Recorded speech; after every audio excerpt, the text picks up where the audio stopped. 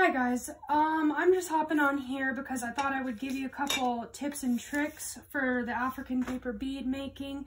I figured out a couple ways to make it a little bit easier. The way that I showed you initially, if you're in my first period class, is to just cut out the appropriate shape for the bead. But I figured out a way that's a little bit easier.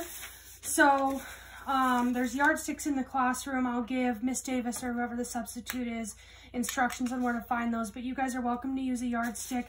I don't have one at home and I can't really go anywhere, so I've got a ruler, but that works too. They're very much the same. It's just a little less convenient.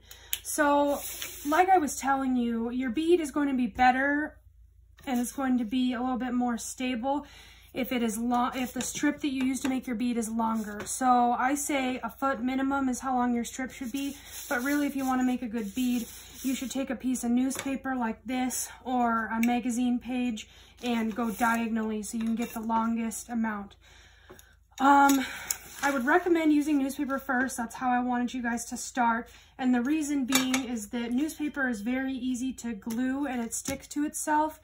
When you're using a glossy sort of magazine formation, oh, that's my cat, sorry.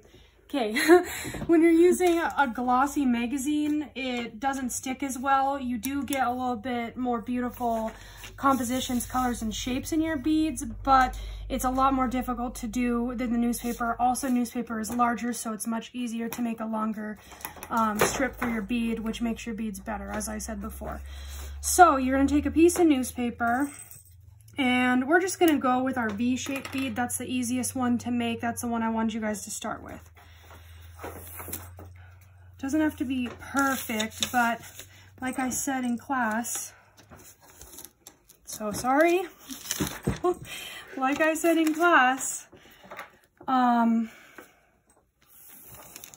barrel shapes are kind of a little bit too premature. You guys are better than that. You can handle some of these more complicated bead shapes.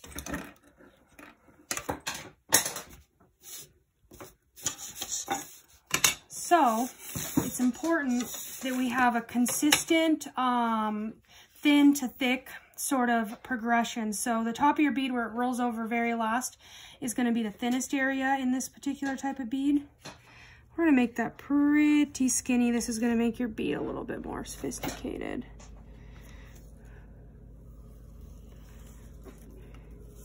Trying not to gain width too rapidly, because once you get to about this point on your bead,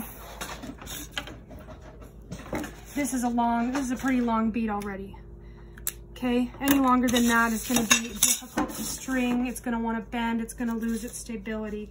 So what we want is really tight, really compact beads, and we want our strips to be super long, very consistent in that the shape is correct. We don't have a lot of jagged edges. It helps to use an X-Acto blade, but for you guys, I'm just going to have you use scissors. I'm myself using scissors here at home. I think the color of the newspaper is going to surprise you guys. You think newspaper is kind of boring. That's what I was hearing, like there's no colors but black and white. But here in this Vans ad, we have lots of colors. And depending on the way they layer, you can get very interesting design, and a lot of people wouldn't even know that these beads are made out of paper if they're made well. So I'm carefully cutting this out. As you can see, I kind of messed up here, but I need to trim that or else that's gonna make my bead a little bit less strong. Consistency and precision is key here. Those aren't my favorite words. I'm an artist, I'm an art teacher. I'm not really into that stuff. It's not a skill of mine, but if you can be precise and consistent, your beads are going to turn out a lot better than if you just go into the newspaper like this, for example, and just be like, all right, I'm just going to cut out a V shape real quick. I mean, we all know from experience, if you're in my first week group, that doesn't work very well. Okay? From here, you choose the side that you're going to roll up. I'm going to choose this side. It seems a little more colorful to me, some more warm colors than not. Okay, and then you need your skewer toothpick. We're using skewers because they're a little thicker and it's a little bit easier to roll around a skewer. Okay, we're gonna line it up to the edge. It's very, very important that you roll this perfectly around with no wrinkles, as tight as you possibly can. It might take a few tries. Once you get it down though, you'll start being able to roll these up pretty fast.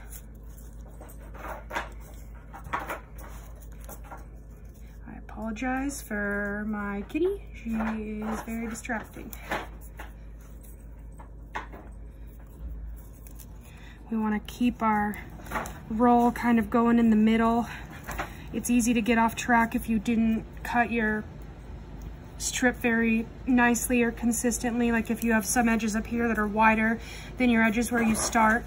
Ideally, especially with these V-shaped beads, the widest part should be at the bottom where you start rolling, and the thinnest part should be at the top where you finish.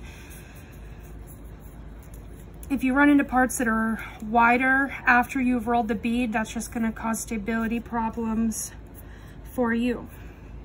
So as you can see, I'm rolling this up super tightly, refocusing kind of to the middle when my bead gets a little off kilter. I'm going to leave a strip about this long so I get a nice, oops, this will happen too. The great thing about newspaper is that is very easy problem to fix. Okay, so we glue what didn't break there.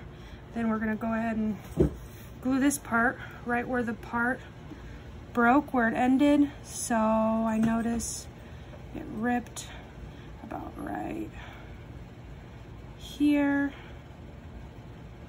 There it is. Go ahead and put that down as good as we can.